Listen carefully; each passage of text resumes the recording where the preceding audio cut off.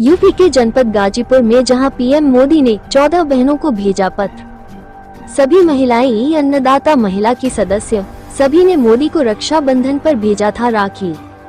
पिछले 3 बार से आ रहा है इनको पत्र, बीच में 1 साल पत्र नहीं आने से हुई थी निराश।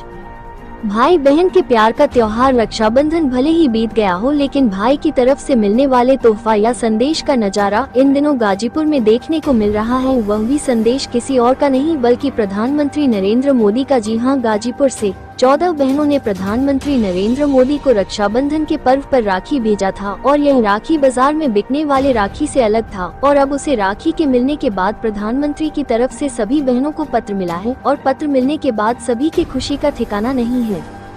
इस बात को लेकर जब मीडिया ने बात की तो पूजा राय कहाँ के रहने वाली हैं? अहमदाबाद। पूजा जी, आपको एक पत्र आया है पीएम मोदी का। जी पीएम मोदी का पत्र आने में भी एक अपने आप में जो बेहतर माना जाता है। जी पत्र जब आया तो आप लोगों को क्या की थी और क्या किस तरह क्या फीलिंग महसूस हुई थी?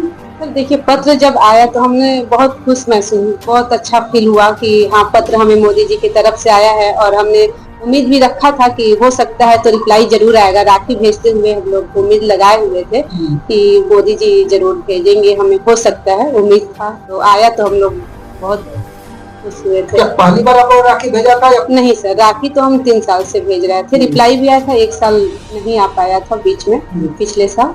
लेकिन उससे पहले भी राखी का रिप्लाई आया था, लेटर, और इस बार भी आया तो बहुत अच्छा लगा। लेटर की चाहत में आप लोग राखी भेजती हैं? जी नहीं सर, लेटर की चाहत तो एक अदर चीज है। हम लोग जो राखी का एक है कि मोदी जी को राखी भेजे, देखते हैं तो अपने भाई ही उनको मान के राखी भेज देते हम लोग, और अपना काम भी बताना। उस राखी में क्या मतलब जो राखी परंपरागत राखी तो उस तरह का था या कुछ अलग था? नहीं, रेशम की ही राखी थी सर, और कुछ राखी हम लोग हाथ से भी बनाए हुए थे और कुछ राखी हम लोग खरीदे हुए थे। उसमें से 1-2 राखी हम लोग हाथ से बनाए हुए थे। तो जो हाथ से बनाई थी क्या उसमें कोई मैसेज या कुछ इस तरह का? नहीं, कुछ मैसेज हम लोग राखी में नहीं डाले थे।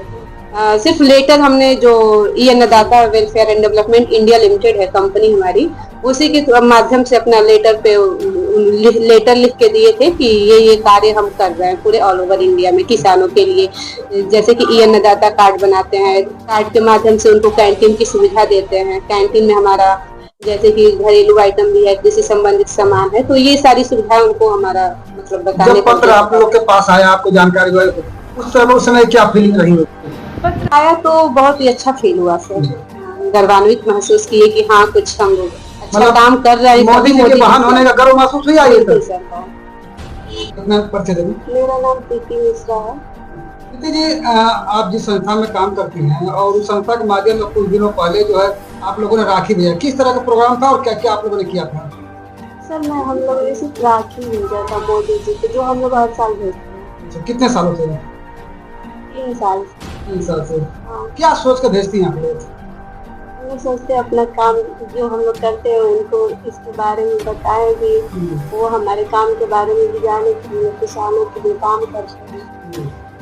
तो जो आप लोगों ने राखी बनाया था उस राखी की थीम क्या थी? आप लोगों ने उस राखी में ऐसा क्या किया था कि पीएम को मजबूर होना पड़ा आपको पत्र देने के लिए? रेशम की राखी थी। उसका कुछ आपने किसानों के लिए कोई संदेश भी दिया था?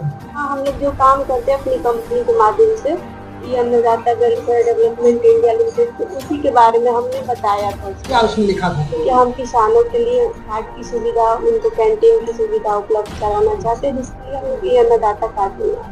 ऐसे में आप लोग के पास जब पीएम मोदी का पत्र आया कि मतलब किस तरह की खुशी हुई? क्या आप लोगों ने सोचा था कि पत्र आएगा या फिर? बहुत खुशी हुई थी।